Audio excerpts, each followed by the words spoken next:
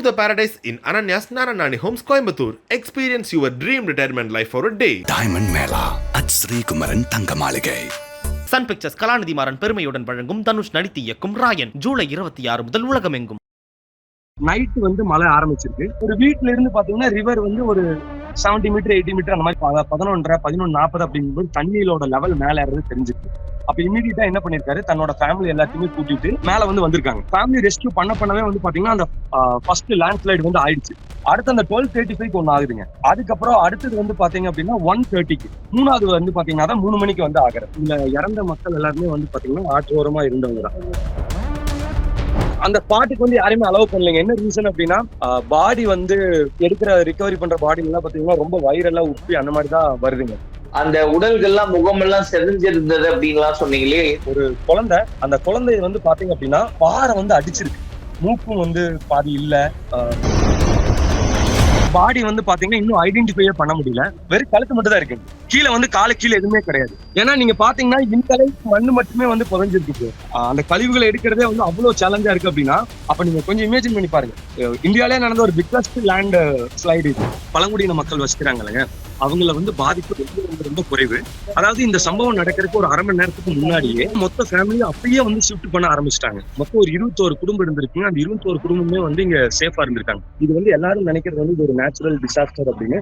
But ஆக்சுவலா இது natural disaster கிடையாது, இது ஒரு மேன்மேட் டிசாஸ்டர். இது என்ன அப்படின்னா இன்னும் தொடர்ந்து வர காலத்துல வந்து அதிகமா ஆகுமே தவிர கம்மியாகிறதுக்கு வாய்ப்பு இல்லை. இன்னைக்கு இங்க நடந்திருக்கு, இன்னைக்கு வந்து நாளைக்கு நம்ம தமிழ்நாட்டில் நடக்க நிலச்சரிவு அந்த மண் சரிவு ஏற்படும் போது நீங்க அங்க இல்ல, அது நேர்ல பார்த்து அப்படி எல்லாம் இல்ல. எனக்கு வந்து என்னன்னா நான் ஜஸ்ட் அது நியூஸ்ல பார்த்தாதான், நான் நேரா லைவ்ல எல்லாம் அந்த இடத்துல எதுவும் இல்லைங்க. அப்புறம் எங்களுக்கு தெரிஞ்ச ஒருத்தர் வயநாட்டுல இருக்காரு, அவர்கிட்ட கான்டாக்ட் பண்ணதுக்கு அப்புறம் தான் இது ரொம்ப பெரிய ஒரு விஷயம் தெரிஞ்சது. வணக்கம் பிரதர். இப்ப நீங்க வயநாடுல இருக்கீங்க. அங்க இருக்கக்கூடிய இப்போதைக்கு இருக்கக்கூடிய சூழ்நிலைகள்லாம் எப்படி இருக்கு? துரிதமா அந்த மீட்பு பணிகள்லாம் நடந்துகிட்டு இருக்கா? இப்ப நான் வந்து இன்னையோட 3வது நாள் ஆக போகுதுங்க. முன்னாடி இருந்ததுக்கு இப்ப வந்து பாத்தீங்கன்னா இன்னும் மழை வந்து இங்க ஸ்லோ ஆயிருக்கு. அது வந்து இன்னும் பண்றதுக்கு ரொம்ப ஹெல்ப்ஃபுல்லா இருக்கு அவங்களுக்கும். நீங்க ஃபர்ஸ்ட் டைம் போயிருந்தீங்க இல்லையா? அப்ப இருந்து பார்த்த அந்த காட்சிகள்லாம் எப்படி இருந்தது? எவ்வளவு சிவியரா இருந்தது சிச்சுவேஷன் அப்படின்றது? இப்போ நான் ஃபர்ஸ்ட் வந்து பாத்தீங்கன்னா நான் வந்த உடனே இந்த டைரக்டா மேப்பாடி அந்த கேம்புக்கு தான் வந்து அப்ப நான் அந்த ஸ்பாட்டுக்கு வந்து யாரையுமே அலோவ் பண்ணலைங்க. என்ன ரீசன் அப்படின்னா நீங்க மேப்பாடி வந்து அங்கிருந்து தான் வந்து சூரல் மலை, முண்டங்கை, அட்டமலை இதெல்லாமே வந்து போக முடியும். அந்த ஏரியா வந்து பிளாக் பண்ணிட்டாங்க. என்ன ரீசன்னா இப்போ ஆல்ரெடி வந்து பாடி வந்து எடுக்கிற ரிகவரி பண்ற பாடி எல்லாம் பாத்தீங்கன்னா ரொம்ப வைரலா உப்பி அந்த மாதிரி தான் வருதுங்க. நேர்ல பார்த்தவர் ஒருத்தர் கூட என்கிட்ட சொன்னாரு. அப்ப அந்த மாதிரி இன்ஃபெக்ஷன் யாருக்கு எதுவும் ஆயிடக்கூடாதுங்கிறதுக்காக சேஃப்டியா தான் ஒன்லி அந்த ஸ்குவாட். இப்போ உங்களுக்கு தெரிஞ்சிருக்கு இந்தியன் ஆர்மில வந்து ரொம்ப நல்லா பண்ணிட்டு இருக்காங்க. சீதான்னு ஒருத்தங்க வந்து பாத்தீங்கன்னா அந்த பிரிட்ஜ் மேக் பண்றதுக்கு ரொம்ப சப்போர்ட் பண்ணிருக்காங்க. அதே மாதிரி நம்ம டெல்டா ஸ்குவாடு நிறைய இங்க உள்ள வனத்துறைகள் எல்லாமே வந்து தொடர்ந்து பண்ணிட்டு இருக்காங்க. இன்னும் பாடி ரிகவரி ஆகிட்டு தான் இருக்கு. எனக்கு நடந்த அங்க சொன்னதை வச்சுதான் நான் ஸ்பாட்ல இல்லைங்க அந்த இடத்துல.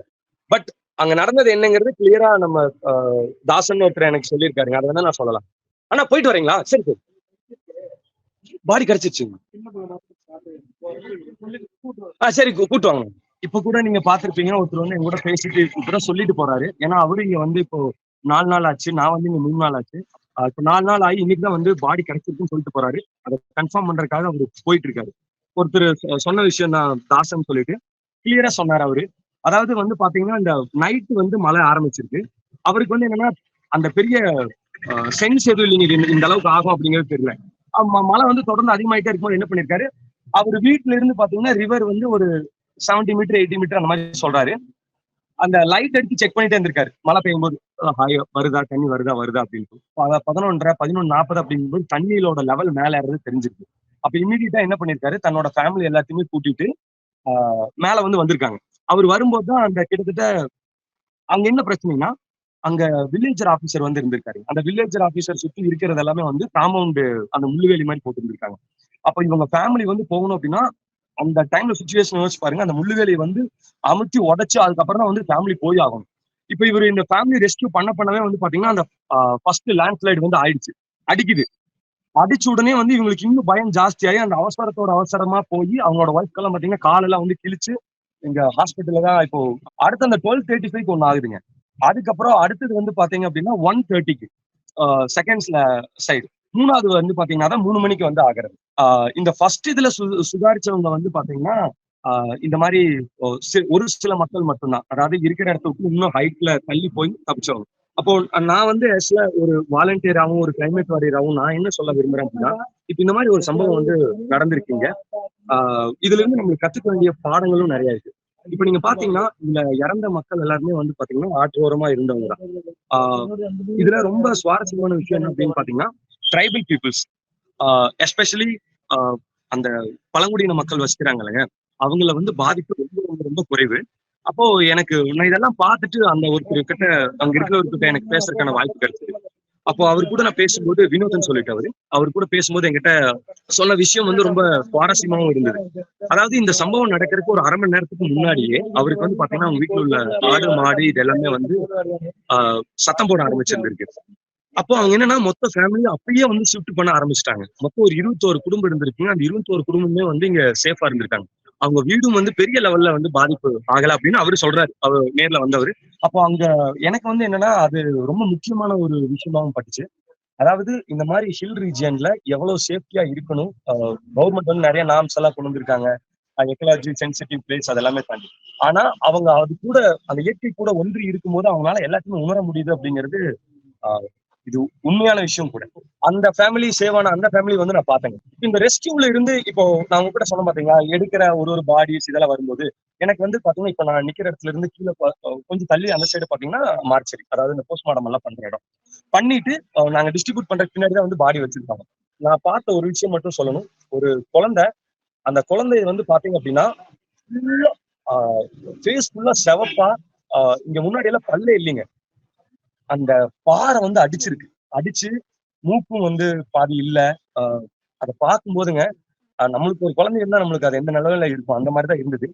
அப்போ ஒரு சராசரி மனிதனா வந்து என்னன்னா நம்ம அதை பார்த்து அங்கே இருந்தோம்னா வேலை சர்வீஸ் இங்க பண்ண முடியாதுங்க.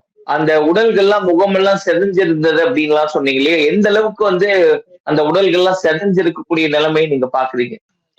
இதுல வந்து ரொம்ப முக்கியமான ஒரு விஷயம் சொல்லணும் அப்படின்னா, அந்த பாடி வந்து பாத்தீங்கன்னா இன்னும் ஐடென்டிஃபையே பண்ண முடியல. அதாவது வெறும் கழுத்து மட்டும் தான் இருக்கு, கீழே வந்து காலு கீழே எதுவுமே கிடையாது, அது மட்டும் தான் வச்சிருக்காங்க.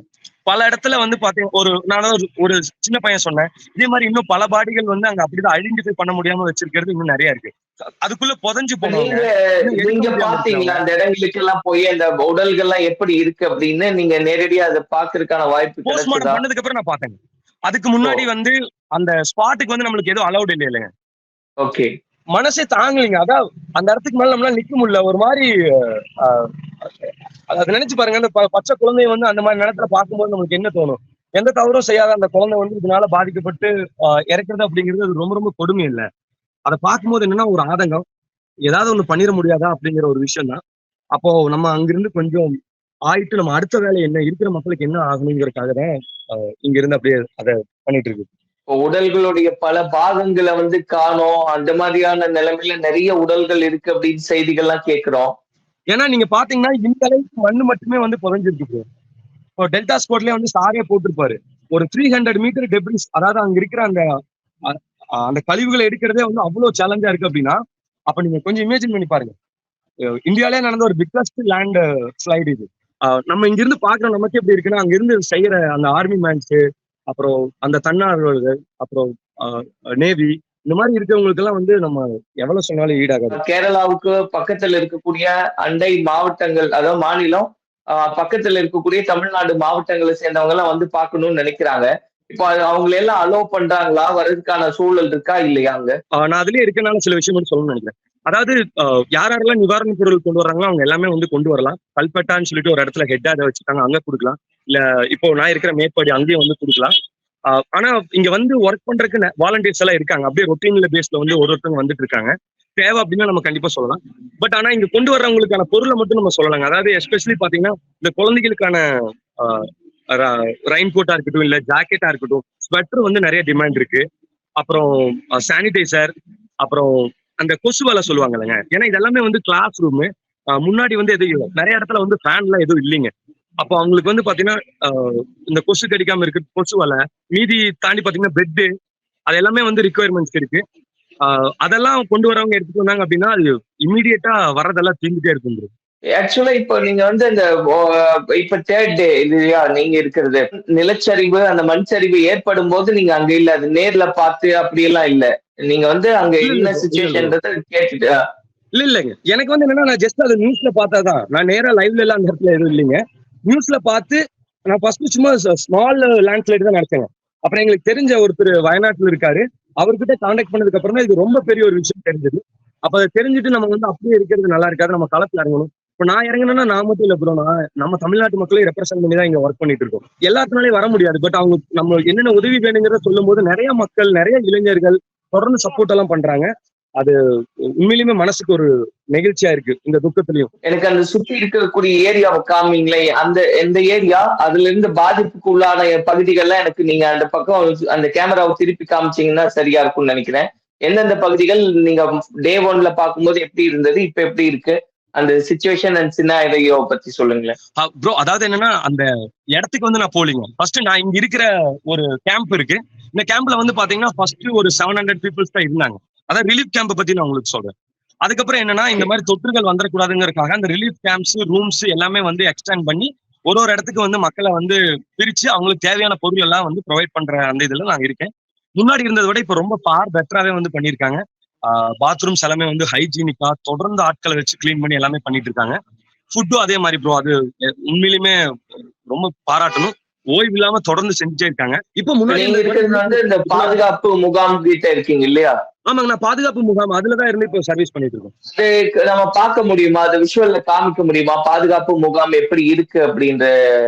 கண்டிப்பா கண்டிப்பா கண்டிப்பா. இது வந்து மேப்பாடியில இருக்க ஒரு அந்த மேப்பாடி கேம்புக்கு போறதுக்கான வழி. ஃபுல்லா மழை பெஞ்சிட்டே இருக்கு பாருங்க கண்டினியூவா. சோ இப்ப இந்த பகுதியிலிருந்து அதிக பாதிப்புக்கு உள்ளான பகுதி அப்படின்றது எவ்வளவு தொலைவு இருக்கு? இங்கிருந்து மேப்பாடியில இருந்து அது ஒரு 12 கிலோமீட்டர் வருங்க. கேலிக்கூட் வழியா வர்றது ஒண்ணு, இன்னொன்னு ஊட்டி வழியா வர்றது ஒண்ணு.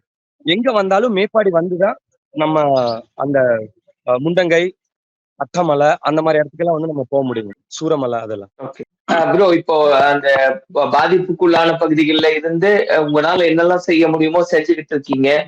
பாக்குறதுக்கு எங்களுக்கு வந்து நெகிழ்ச்சியா இருக்கு. அதே சமயத்துல சீக்கிரம் அந்த மக்கள் மீண்டு வரணும்னு தான் நினைக்கிறோம், உங்களை போல எல்லாருமே. இந்த நேரத்துல நீங்க சொல்ல விரும்பக்கூடிய கருத்து என்னவா இருக்கு, என்ன சொல்லணும்னு விருப்பப்படுறீங்க? இந்த இடத்துல இருந்து நான் சொல்ல வேண்டிய ஒரு மிக முக்கியமான பதிவு என்ன, இது வந்து எல்லாரும் நினைக்கிறது வந்து இது ஒரு நேச்சுரல் டிசாஸ்டர் அப்படின்னு. பட் ஆக்சுவலா இது நேச்சுரல் டிசாஸ்டர் கிடையாது, இது ஒரு மேன்மேட் டிசாஸ்டர். பல பேர் என்ன சொல்றாங்க அப்படின்னா, இங்க வந்து எல்லாரும் மக்கள் எல்லாம் வந்து வீடு கட்டி இங்க இங்க எல்லாம் வீடு கட்டி வந்துட்டாங்க, அவங்க எல்லாம் வந்து மலையை ஆக்கிரமிச்சு எல்லாம் இங்க இருக்கிறாங்க, அதனாலதான் இதெல்லாம் நடக்குது. பட் ஆக்சுவலா அது வந்து ரீசன் கிடையாது. ரொம்ப புரிஞ்சுக்கணும் அப்படின்னா, இப்போ உங்களுக்கு ஒரு இது காட்டும் பாருங்க, இந்த லேண்ட்ஸ்கேப்லயும் நீங்க எல்லாமே பார்க்கலாம். எல்லாமே எங்க பார்த்தாலும் டீ, காஃபி அப்படிதான் வந்து இருக்கும். இதுக்கு பின்னாடி உள்ள நுட்பமான இந்த வரலாறையும் நம்ம புரிஞ்சுக்கணும். எப்போ டீ காபி வந்து இங்க இன்ட்ரடியூஸ் பண்ணாங்களோ, அதாவது வெஸ்டர்ன் காட்ஸ்லயும் சரி இந்தியாவிலும் இன்ட்ரடியூஸ் பண்ணாங்களோ, அப்பவே வந்து காடுகள் அழிக்கப்படுறது அதிகமாயிடுச்சு. காடுகள் அழிக்கப்பட்டு தான் டீயும் காஃபியும் வந்து கொண்டு வரப்பட்டுச்சு. அப்போ அந்த டீ காஃபி நமக்கு இருக்கிற பழக்கமும் இந்த குழந்தைகள் சாகருக்கும் நேரடி தொடர்பு இருக்கு அப்படிங்கிறது உண்மை. இப்போ இந்தியா வந்து சுதந்திரம் அடையும் போது பாத்தீங்கன்னா 1950ல நம்மளுக்கு 23% காடு இருந்தது. ஒரு நாடு வந்து வளமான நாடா இருக்கணும்னா அந்த நாட்டுல 1/3 பகுதி வந்து காடா இருக்கணும். அப்ப 33% வந்து இருக்கணும். நம்ம சுதந்திரம் அடையும் போதே 1950 அந்த டைம்ல நம்ம கிட்ட 23% ஃபாரஸ்ட் தான் இருந்துச்சு. அப்ப அந்த ஃபாரஸ்ட் எல்லாம் நம்ம டெவலப் பண்ணணும், அதாவது இருக்கிறத ப்ரொடெக்ட் பண்ணணும்னு சொல்லிதான் வனத்துறை உருவாக்கப்பட்டுச்சு. நிறைய அதிகாரிகள் வந்தாங்க. ஆனா வந்ததுக்கு அப்புறம் இப்ப நம்ம எங்க இருக்கோம், 2024 இருந்திருக்கோம். ஆக்சுவலா என்ன ஆயிருக்கணும், ஃபாரஸ்டோட விஷயம் வந்து அந்த பரப்பு வந்து அதிகமாயிருக்கணும். ஆனா இப்ப நம்ம எங்க இருக்கோம் அப்படின்னா 11% கீழே தான் இருக்கும். அதுலயும் 3% இருக்கிற ஃபாரஸ்ட் வந்து, அதாவது இந்த கில்லி முள்ளு, சீமக்கார வேளான்னு நம்ம சொல்லுவோம் பாருங்க, அது குரோனா கார்பஸ் அந்த மாதிரி ட்ரீகள் தான் வந்து நிறைய இருக்கு. இது எந்தவித கார்பன் டை ஆக்சைடும் அப்சர்வ் பண்ணாது. அப்போ காடுகளோட பர்சன்டேஜ் வந்து பாத்தீங்கன்னா 7 to 8% அந்த லெவலுக்கு நம்ம வந்துட்டோம். அப்போ இவ்வளவு பெரிய பின்னாடி பாதிப்புகள் இருக்கும்போது நம்ம இப்ப இந்த மக்கள் வந்து கட்டி வச்சுட்டாங்க, அதனாலதான் இந்த இவ்வளவு லேண்ட்ஸ்லைட் எல்லாம் நடக்குது அப்படின்னு சொல்றது அப்படிங்கிறது தவறு. ஃபர்ஸ்ட் காடுகள் அழிக்கப்பட்டு அது வந்து காஃபி இதெல்லாம் கொண்டு வந்தது ஒண்ணு. செகண்ட் வந்து பாத்தீங்க அப்படின்னா இங்க வந்து நடக்கிற mining process, thermal power projects, அப்புறம் ஹைட்ரோ ப்ராஜெக்ட்ஸ். அதுல இந்த தெர்மல் ப்ராஜெக்ட், ஹைட்ரோ ப்ராஜெக்ட் எங்கெங்கெல்லாம் வந்திருக்கோ அந்த இடத்துல எல்லாமே வந்து பாத்தீங்கன்னா மைனிங் ப்ராசஸ் வந்து நிறைய நடக்கும். மலைகள் எல்லாம் குறைஞ்சுதான் பண்ணுவோம். அப்போ என்ன ஆகும் அப்படின்னா அதாவது அந்த மண் சம்பந்தம் சார்ந்து படிக்கிற ஒரு விஷயம் இருக்கு. அதுக்கப்புறம் வந்து பாத்தீங்க அப்படின்னா டூரிஸ்டோட ரெகுலேஷன் இல்லாதது. இப்போ பணம் ஒண்ணு மட்டுமே மோட்டோவா வச்சுட்டு டூரிஸ்ட் எவ்வளவு வேணா வரலாம் அப்படின்னு சொல்லிட்டு நம்ம சௌரியத்துக்கு விடுறது. அப்ப விடும்போது என்ன ஆகும் அப்படின்னா அந்த டூரிஸ்ட் எல்லாம் வர்றாங்க, அவங்க யூஸ் பண்ற தண்ணியா இருக்கட்டும், அவங்க போற டாய்லெட், அது எல்லாமே எங்க டம்ப் ஆகும்? எல்லாமே மலையில தான் டம்ப் ஆகும். அப்ப அந்த மண்ணுக்கும் ஒரு கெப்பாசிட்டி இருக்கு இல்லைங்க, ஒரு குறிப்பிட்ட லெவலில் தான் பண்ண முடியும். அப்ப அதுவும் வந்து அஃபெக்ட் ஆகுது. இது இட்ஸ் அ செயின் ப்ராசஸ். அதை மட்டும் நம்ம புரிஞ்சுக்கணும். அதோட ஒரு ஒரு ஒரு போற தாண்டவம் தான் வந்து பாத்தீங்கன்னா 2018 இங்க நடந்த ஒரு லேண்ட்ஸ்லைடு. அதுக்கப்புறம் இப்போ இது என்ன அப்படின்னா, இன்னும் தொடர்ந்து வர காலத்துல வந்து அதிகமா ஆகுமே தவிர கம்மியாகிறதுக்கு வாய்ப்பு இல்லை. அது காரணம் அதுக்கு பின்னாடி உள்ள அறிவியல். இப்ப இதுக்கெல்லாம் காரணம்னு பாத்தீங்கன்னா கிளைமேட் சேஞ்ச் தான். அப்ப இங்க கேட்கலாம், நம்ம கிட்ட எவ்வளவோ டெக்னாலஜி வந்துருச்சு, எவ்வளவோ இடத்துல இருக்கும். ஆனா ஏதாவது ஒரு இடத்துலயாவது இந்த இடத்துல கிளவுட் பெஸ்ட் நடக்கும் அப்படின்னு சொல்லி அவங்க முன்கூட்டியே கணிச்சது நீங்க பார்த்ததுண்டா? எல்லாம் சொல்லுவாங்க. அதாவது என்னன்னா, அது பொதுவா ஆரஞ்சு அலர்ட் அப்படிங்கிறது இந்த மாதிரி கொடுத்துருவாங்க, ரெட் அலர்ட் அந்த மாதிரி வந்து கொடுத்துருவாங்க. ஆனா உண்மையிலுமே அதை வந்து ப்ரிடிக்ட் பண்ண முடியாது. ஒரே ஒரு விஷயம் மட்டும் உங்களுக்கு சொல்லணும் அப்படின்னா, 2010லயே வந்து பாத்தீங்க அப்படின்னா, இது எக்கலாஜிக்கல் ஏரியா, அதாவது இது வந்து ஒரு எக்கலாஜிக்கல் சென்சிட்டிவ் ஏரியான்னு சொல்லி அப்பயே வந்து சொல்லியிருக்காங்க. 2010 முடிவு பண்ணது. 2012 வந்து பாத்தீங்கன்னா யுஎன்ஏவே வந்து இது ஒரு பயோடைவர்சிட்டி பிளேஸ், இங்க வந்து எந்த மாதிரி மைனிங் ப்ராசஸோ இல்ல பில்டிங் கன்ஸ்ட்ரக்ஷனோ இல்ல தெர்மல் ப்ராஜெக்ட்ஸோ இதெல்லாம் பண்ணக்கூடாதுன்னு அவங்க அப்பயே சொல்லியிருந்தாங்க. பட் அதுக்கு வந்து ஸ்டேட் கவர்மெண்ட் வந்து ஒத்துழைக்கல அப்படிங்கிறதா இப்போ ரீசெண்டா மணி கண்ட்ரோல்ல வந்த அந்த ரிப்போர்ட் வந்து சொல்லுது. அப்ப அதாவது என்னன்னா, வளர்ச்சி அப்படிங்கிறது இயற்கையை அழிச்சு வளர்றது வளர்ச்சி கிடையாது, சஸ்டைனபிலிட்டின்னு சொல்லுவாங்க. அப்போ நம்மளோட வளர்ச்சி வந்து பாத்தீங்க அப்படின்னா, இயற்கையை வந்து எந்த விதத்திலையும் பாதிக்காத வண்ணம் தான் நம்ம கொண்டு போகணும். ஒரு மினிமம் இதோட போச்சுன்னா ரொம்ப ரொம்ப பெட்டர். அப்போ இங்க வந்து நம்ம இந்த உயிர்கள் இதெல்லாம் வந்து போறத கண்ணால பார்க்கும்போது, இன்னைக்கு இங்க நடந்திருக்கு, இன்னைக்கு வந்து நாளைக்கு நம்ம தமிழ்நாட்டுல நடக்கலாம், இல்ல அதர் ஸ்டேட்ஸ்ல நடக்கலாம், ஹிமாலயன் ரீஜன்ல நடக்கலாம். பட் ஆனா இது நடக்கும் அப்படிங்கறதா அறிவியல் சொல்லுது, நான் சொல்லல, அறிவியல் சொல்லுது. அப்ப இதுல இருந்து வந்து நம்ம மீண்டு வரணும் அப்படின்னா, நம்ம ஒருத்தருமே வந்து இதுக்காக கான்ட்ரிபியூட் பண்ணணும். இதை பாக்குற பெற்றோர்களுக்கும் சரி, குழந்தைகளுக்கும் சரி, உங்களால முடிஞ்சது நீங்க ஒரு கிலோமீட்டர் 2 கிலோமீட்டர் போகணும்னா நடந்து போங்க, 5 கிலோமீட்டர் தூரத்துக்குள்ள போகணும்னா சைக்கிள் யூஸ் பண்ணுங்க, அதுக்கு மேல பயன்படுத்தும் போது பப்ளிக் டிரான்ஸ்போர்ட்டை போங்க. இந்த மாதிரி ஒரு சின்ன சின்ன எஃபர்ட்டுமே வந்து இந்த கிளைமேட் சேஞ்சை மிட்டிகேட் பண்றதுக்கு ஒரு மிகப்பெரிய ஒரு விஷயம். இப்ப நான் இது உங்ககிட்ட சொல்றேன்னா நான் சும்மா சொல்ல, நான் இது வரைக்கும் ஒரு 38,000 கிலோமீட்டர் வந்து சைக்கிள்ல போயிருக்கேன். என்னோட கல்யாணத்துக்கு கூட நான் சைக்கிள்ல தான் வந்து போனேன். என்னோட சைக்கிள் டு ஒர்க், என்னோட தினசரி வேலைகளே வந்து நான் சைக்கிள்ல பயன்படுத்த பண்ணிட்டு இருக்கேன். நான் உங்களை எல்லாத்தையும் இவ்வளவு கிலோமீட்டர் பண்ணுன்னு சொல்லுறேன். உங்ககிட்ட ரிக்வஸ்ட் பண்ணது ஒரு 5 கிலோமீட்டர்ஸ் தான். அதை தாண்டி every government organisation, every private organisation இது எல்லாமே வந்து பண்ணணும். இது எல்லாத்தையும் தாண்டி ஒரு மிகப்பெரிய விஷயம், இளைஞர்களுக்கும் அந்த பொலிட்டிக்கல் நாலேஜ் வந்து கண்டிப்பா வேணும். ஏன்னா இது ஒரு தனிப்பட்ட நபரும் ஒரு ஆர்கனைசேஷனும் இதை வந்து பண்ண முடியாது. ஒரு அரசியல் பலம் அந்த குழந்தைகளுக்கு வந்து அது மீதான ஒரு புரிதல் வந்து ரொம்ப அவசியம். ஸ்கூல் படிக்கிற குழந்தைகளுக்கு அரசியல் வேண்டாம்னு சொல்றதோ, இல்ல காலேஜ் படிக்கிற குழந்தைங்க படிக்கணும் அரசியல் வேண்டாம்னு சொல்றதோ வந்து முற்றிலும் தவறுன்னு நான் சொல்லுவேன். ஏன்னா அந்த குழந்தைகளுக்கு அந்த ஒரு எக்கனாமிக் பாலிசி தான் வந்து இதை மாற்றும் அப்படிங்கிறதா உண்மை. அதுக்காக தான் இவ்வளவு நாள் வந்து நம்ம வாய்ஸ் அவுட் பண்ணிட்டு இருக்கோம். இப்ப சோனம் வாங்சுக் வந்து பாத்தீங்கன்னா லடாக்ல வந்து கிளைமேட் ஃபாஸ்டிங் வந்து பண்ணிருப்பாரு. அவரோட வயசுக்கு வந்து அவர் அங்க இருந்து அதெல்லாம் பண்ணணுங்கிறது கிடையாது, எல்லாமே நமக்காக பண்றதுதான். அப்ப எனக்கு என்ன அப்படின்னா, எந்த தவறும் செய்யாத அந்த பச்சிளம் குழந்தைகள் வந்து பாதிக்கப்பட்டிருக்கூடாது.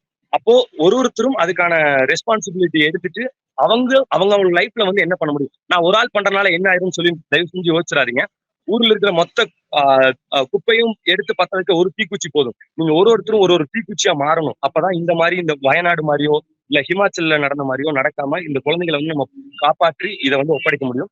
கடைசியா ஒரே ஒரு விஷயம் தான், நம்மளுக்கு வணங்க வந்து 1000 கடவுள்கள் இருக்கு, ஆனா வாழ ஒரே ஒரு பூமி தான் இருக்கு. அந்த கும்பிட கடவுளை வந்து பாதுகாக்கிறதுக்கு நிறைய ஆர்கனைசேஷன், நிறைய பொலிட்டிக்கல் பார்ட்டிஸ் எல்லாம் ஒர்க் பண்றாங்க. ஆனா இந்த மாதிரி பூமி தாயை காப்பாற்றணும்னு சொல்லி வரும்போது அது பேசுறவங்களே வந்து ஒரு முட்டாளா பாக்குறதா தான் இருக்கு. அப்போ நம்ம ஒருத்தங்களும் இதை உணர்ந்து நம்மளால முடிஞ்சதை இந்த என்வைரன்மெண்ட்டை பாதுகாக்கிறதுக்காக கான்ட்ரிபியூட் பண்ணா அதான் வந்து ஒரு மிகப்பெரிய விஷயமா இருக்கும்.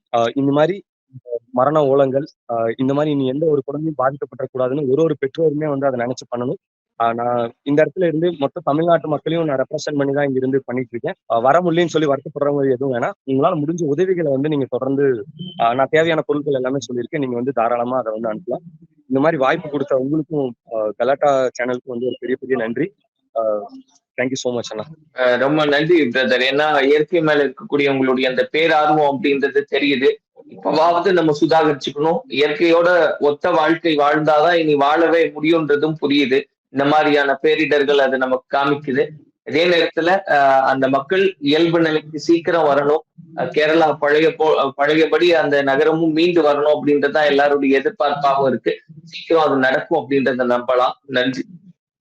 கண்டிப்பா கண்டிப்பா. Thank you. Tour the Paradise in Ananya's Naranani Homes Coimbatore. Experience your dream retirement life for a day. Diamond Mela at Sri Kumaran தங்க மாளிகை. சன் பிக்சர்ஸ் கலாநிதி மாறன் பெருமையுடன் வழங்கும் தனுஷ் நடித்து இயக்கும் ராயன் ஜூலை 26 முதல் உலகமெங்கும்.